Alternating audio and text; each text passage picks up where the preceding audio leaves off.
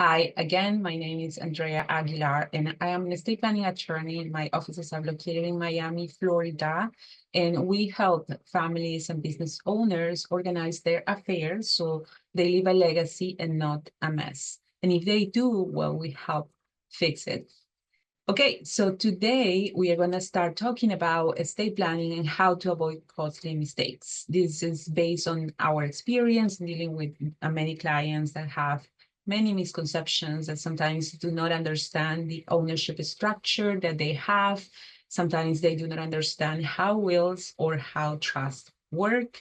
So what we are here to do is kind of hopefully clarify those doubts and ideas, and feel free to send me some messages with your questions and I'll do my best to answer them. Okay, but before we do that, please keep in mind that this presentation is for information or education purposes only. We are not providing legal advice. We will have to analyze your particular situation to be able to do so. Okay, but right now, I hope that you just understand the general concepts and hopefully reach out to us to kind of dig deep and help you analyze your particular situation. Also, before we start, please, I ask you to put away your cell phones, close the door, and just dedicate about 30 minutes to kind of understand what's going on so we can make sure that we get the most out of our time here together. Okay, so without any more delay, let's continue. Our webinar is titled Estate Planning Essentials, How to Avoid Costly Mistakes. Perfect.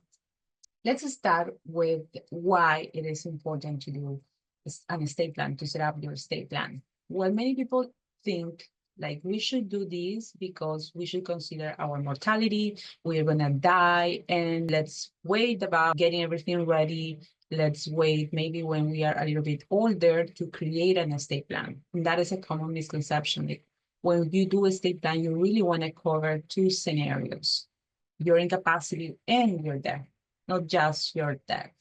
Okay, so what about incapacity? It may happen at any time.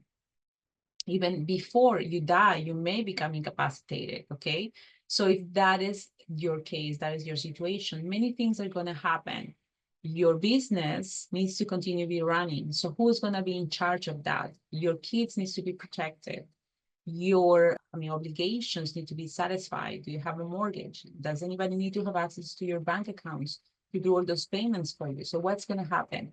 Do you have anybody that you have appointed as your agent to make decisions on your behalf regarding your health? So do you have everything in order that will allow these agents to help you?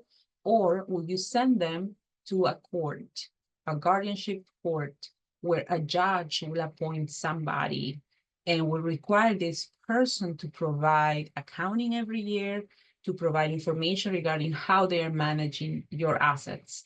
Will you do that? Many people will say no. We like to know about this alternative. What can we do to protect our family? What can we do to stay away from court because we don't wanna complicate everything for our loved ones?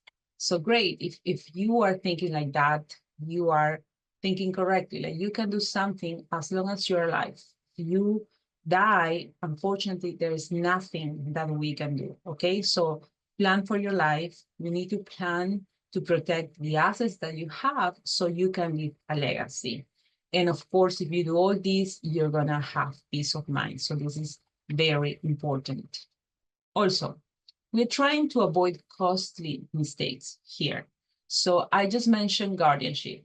And this is a process that you're going to start if you need somebody who's going to take care of your assets and of your body. Okay, but you really need to be aware that this process is going to cost money, it's going to take time, and that is something that can be avoided if you have something else set up in place.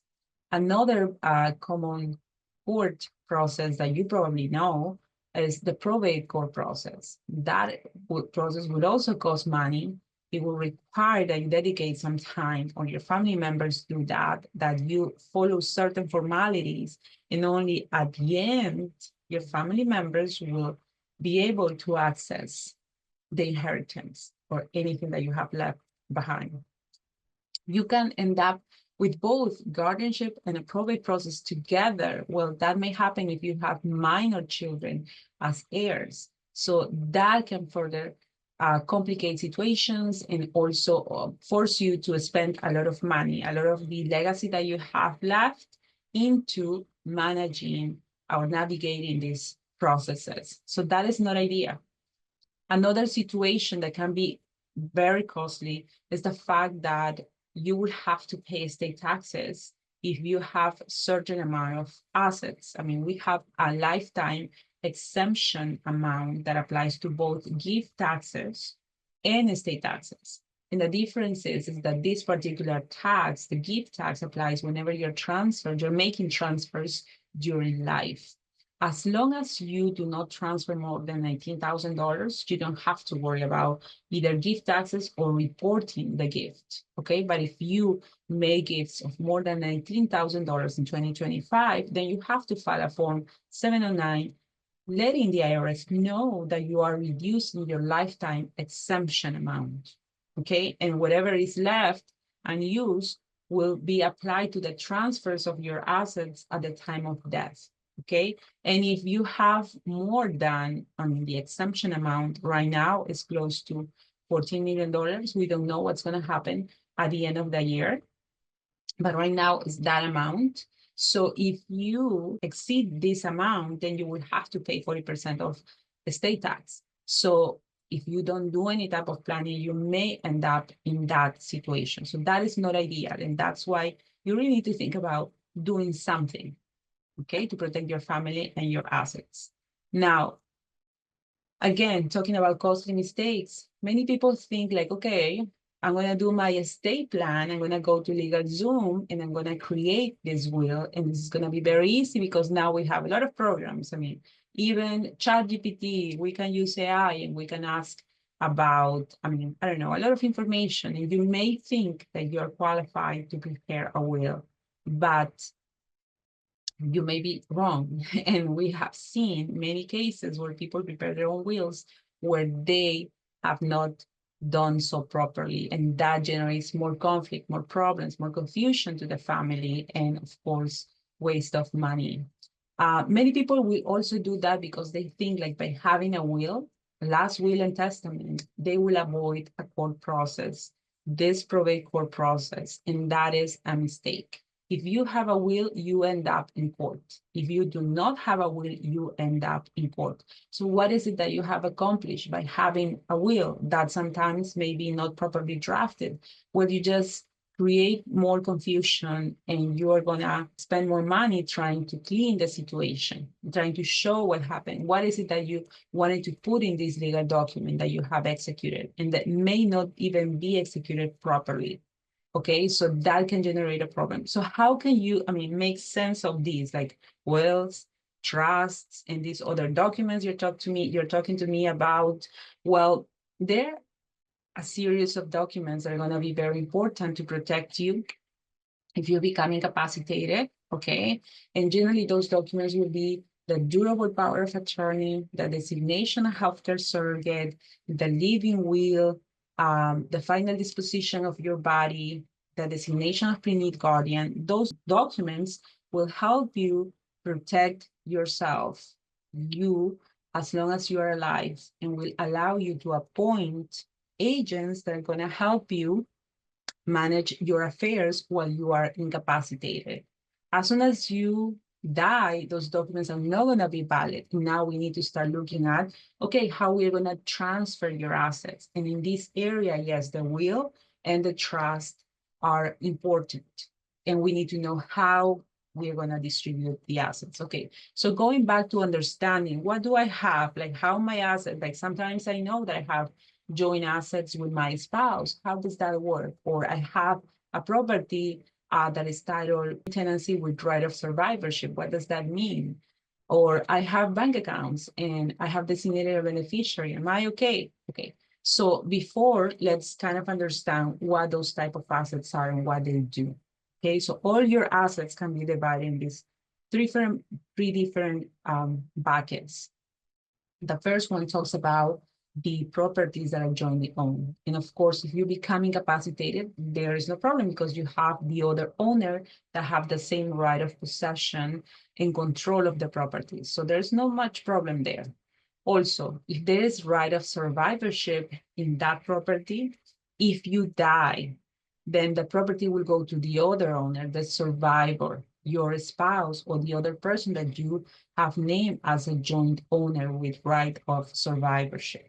Okay, so if you're in that situation, then you probably, I mean, are okay with certain assets, and that is something that some people do sometimes. They just have one principal home. There's no much need to do a complex estate plan. I mean, sometimes, not all the time, but that is also an option that I would like to make my clients aware of, okay? Not everybody has to have a will and not everybody has to have a trust, okay? So the typical assets that are titled under this type of ownership are real estate. Even companies may be titled under this type of ownership. Okay, so now let's look at direct designation. So many people think like, okay, I have a bank account, I have named my beneficiary, and if I die, no problem, Andrea. I mean, I really don't need a will or a trust. I have my beneficiaries, they're gonna receive the money. So I go and ask them, okay, what happens if you are not dead? You are incapacitated. What's gonna happen with those assets? You know what's going to happen? Nobody will be able to have access to those assets because you are incapacitated. So yes, you have arranged everything to make sure that your beneficiaries are going to receive those assets, but you're not dead. Somebody needs to keep paying for your expenses, paying for property taxes, paying your income taxes. I mean, I don't know, somebody needs to have access to those accounts while you are incapacitated. So that is a problem. And that is something that you really need to keep in mind whenever you are deciding, okay, whether I have this property as joint ownership or do I have it as a designation of a beneficiary. Okay, so once you have identified this type of assets, now you have this other bucket with the rest of your assets. Okay, so what happens with the rest of my assets? Okay, perfect. So now we are here in this situation, the rest of your assets. Well, if you are incapacitated, nobody will have access to the rest of your assets. You really, really need to start a guardianship process to appoint somebody who's going to have control of your assets for your benefit, will report to the court, I will provide accounting, will protect your assets for you while you are incapacitated. Okay, so another court process. Now, what happens if you die? Because again, we're talking about incapacity and death. So if you die, then the will is relevant. The trust also becomes relevant. Actually, the trust becomes relevant when you are incapacitated as well, because that is the benefit of having a trust. You can use it while you are incapacitated. And I mean, if you die, the trustee will just make distributions if you die, if that is what you have put as a provision in your trust, or the trustee will manage the assets for your benefits while you are incapacitated. So probably you have heard many people saying, hey, I want a trust. I know a trust is important, but let me know how it works. Like, is it cheaper than the will? How does it work? So hopefully now that you understand like how your assets are divided and titled, you understand that, I mean, whenever people are comparing the will and the trust, they're just talking about you dying. If you die, what would be the route? How are we going to transfer the assets? Well, like I said before, if you do not have a will, you end up in court. If you have a will, you end up in court. If you have a bad drafted will, you end up in court regardless. And you may think, oh, okay, well, there is no danger, so let me just, for now, have my will with LegalZoom. Well, there is a great danger if you are putting clauses in the will, because the worst danger that I can think of now and that I can share with you is the fact that I see people creating wills and saying, hey, we have a house, we are gonna, you have to sell the house and distribute the proceeds to my beneficiaries, 50-50. Because they are thinking, okay, my family members will not fight for this property because I just designated or I just decided that that property needs to be sold. You know, that kind of planning is horrible. Why? Because If this property is your principal home, that property is protected against creditors. And by you putting that clause in that will, because you thought it was going to be a good idea to just distribute the proceeds after there's a sale of the property, you just lost your homestead protection, which gives you a protection against creditors. Meaning, if the decedent have, outstanding debt with people, anybody, once you start the probate process, you have to give a notice to everybody, and the creditors have 90 days to come forward and collect. If the only property that the decedent has is the principal residence, and that property is a homestead, the creditors cannot collect against that property. Okay, so that is actually great. It's amazing. But if you have made a mistake of putting that type of clause in your will, you have transferred a protected asset, a homestead protected asset, into a regular cash asset that can be distributed or can be used to pay creditors. So that is a huge mistake.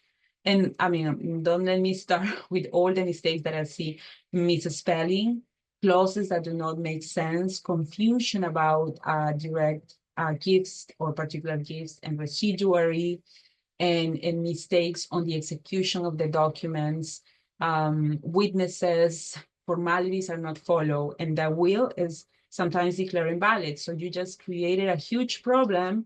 Family members are fighting, and then we have to wait for the court to decide what we're gonna do. In the meantime, any other asset is there in court while you or family members are trying to figure out what was really the intention of the person who created this will. Okay, so think about that. You don't want to leave problems to your family members. So again, let's avoid costly mistakes. Okay, so now I kind of mentioned that the trust might be a better option. Actually, I think under the right type of circumstances, a trust may be a better option. But before I talk about the trust, let me tell you when a will is a good option. If it's properly drafted, and if you're not ready to create a trust, and if you kind of really are under a particular situation, let's say I have minor children, I'm not going to create a trust just yet, but let me put provisions to create a trust in the future, okay? We may and may not need to create a trust, because I only want a judge to create a trust if my children, my heirs, are still minors. But if they are not, well, I would just want, it's okay. We're going to navigate the probate process, and we are going to distribute the assets to the beneficiaries. Okay, so in that circumstance, if you're not ready for a trust, then a will is okay. It's a good estate planning tool, but it has to be properly drafted. Another option, another circumstance or situation where a will is a good idea is when you want to stay away from general rules. Like the Florida statutes say that if you are married and all your children are from the same marriage, everything will go to your spouse. And only if you have children from another marriage or another relationship, then we're going to distribute 50% to your spouse and 50% to your children. What happens if you do not want that? What happens if you just want, the minimum required to your spouse? What is the minimum required to your spouse? The minimum amount that you have to leave to your spouse. This is just 30%, because in Florida, we respect a spousal election. We respect the right of the spouse to inherit, but just up to the 30% amount. It's called the elective spousal election. So generally, that is the minimum that you have to leave to your spouse. You don't have to leave her everything. So if you want to stay away from general rules, then a will is a good idea. And also the trust, because you can include those provisions into the trust as well. And that's how we generally use it. Okay, so now let's go and see how the trust work, because of course you are not going to end up in court. You see the X there, no court supervision. Well, that is not really true, because if family members are fighting, we can even end up in court. But in general situations where, children understand the wishes of their parents, like throughout the whole process, we always recommend parents to, communicate with your children and start letting them know what's happening. Let's start sharing some important information so they are aware of what's happening, and the trust administration doesn't become a crazy process either. Okay, so what is a trust? Very easy. A trust is a legal creation, it's a legal document. Think about it as an entity, as if you have created a company. Okay, it would be a company that doesn't have to be supervised by a judge, doesn't go to probate. That's it. And of course, we're talking about here, I mean, for our purposes, trying to avoid probate, we are referring to a revocable trust. We're not dealing with an irrevocable trust, okay? How does that work? Well, the revocable trust works this way. You know that is a legal entity, but I always like to explain this as if the trust is a basket. And once you create the trust, you have an empty basket, okay? Please remember this, because some of my clients say, hey, Andrea, okay, now I created a trust, right? That's it? That's the only cost that I have to pay and I'm already set? No, that is not true.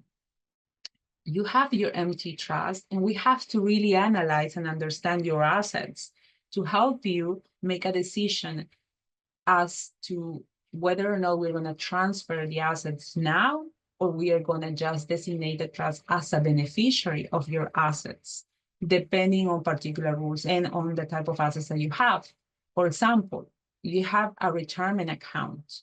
You really need to understand first the rules that apply to require minimum distributions for you to make a decision. I'm going to name the trust right now because there's a risk that you are going to reduce the years that you have to take the money out of that account.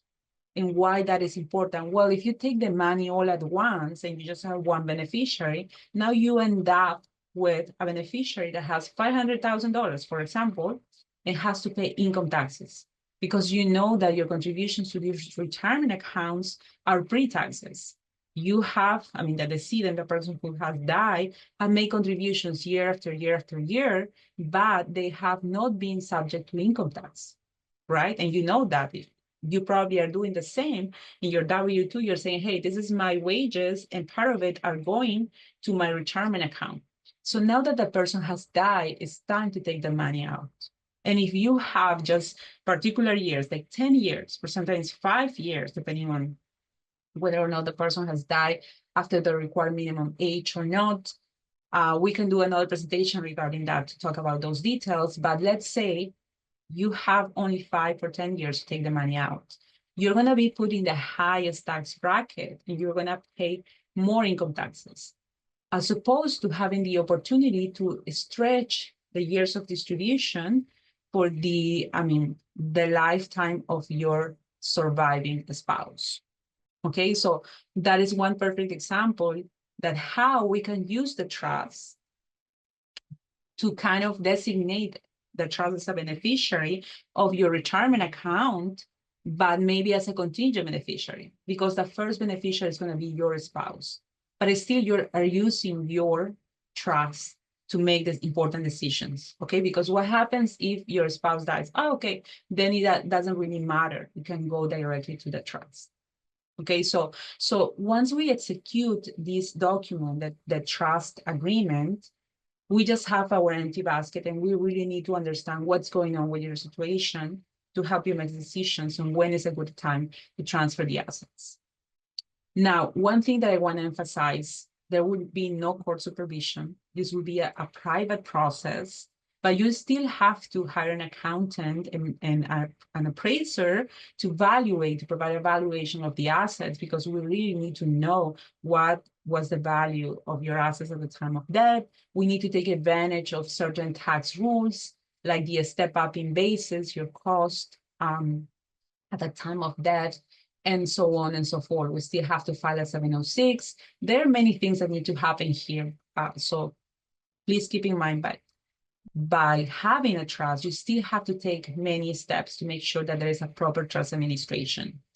And regarding the trust administration, we always want to make sure that the trustee, whoever is taking this basket and distributing the assets, doesn't incur in any type of liability.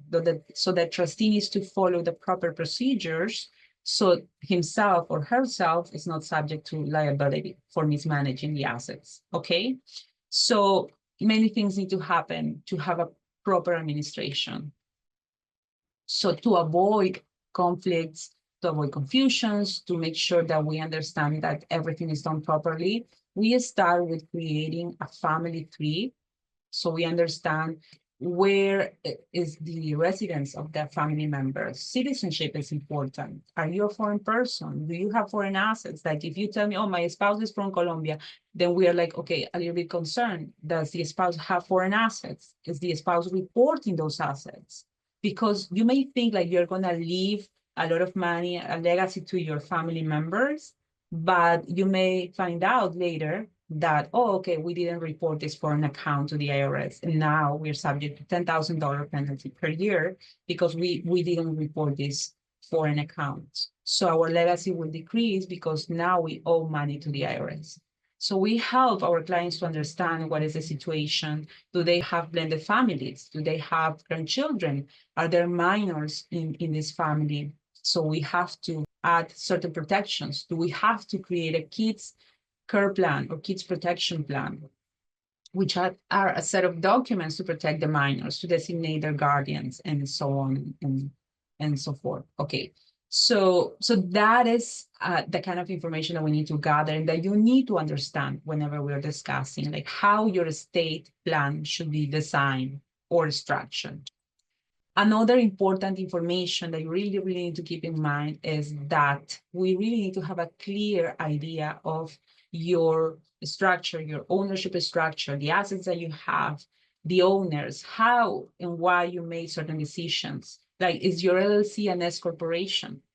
Because you know that you have particular shareholders to keep your S corporation qualification. Like, what happens if I do not include the proper provision in my trust? You know that you are going to be kicked out from that election. You're going to go back to being a C corporation. And that's going to generate problems because your company is going to be subject to double taxation. But can I fix it? Can I include provisions in the trust that you are going to create to make sure that a trustee knows when to make a certain election, when to create this qualifying subchapter S trust to make sure that your company keeps running and keeps being an S corporation? Okay, so there are many things that may happen here. Again, we are here trying to avoid mistakes. Like if we do not understand that by you having assets here in Florida and sometimes, I don't know, in another state in Virginia, by not having a comprehensive plan, you may end up in two probate processes. One in Florida, the place where you reside, would be the principal, and then another process in Virginia, the ancillary, the secondary process. So that's why it's part of my step or our step would be like, we really need to understand, have a clear picture of what's going on with your situation. And even if you do not start with us, you need to start kind of having this on your own for yourself. You need to gather the information so your family knows what's going on, okay?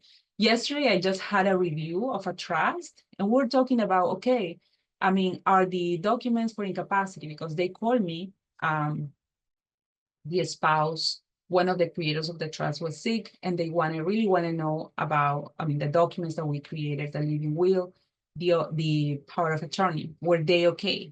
And in the middle of the conversation, somebody mentioned, oh, but we acquired new property.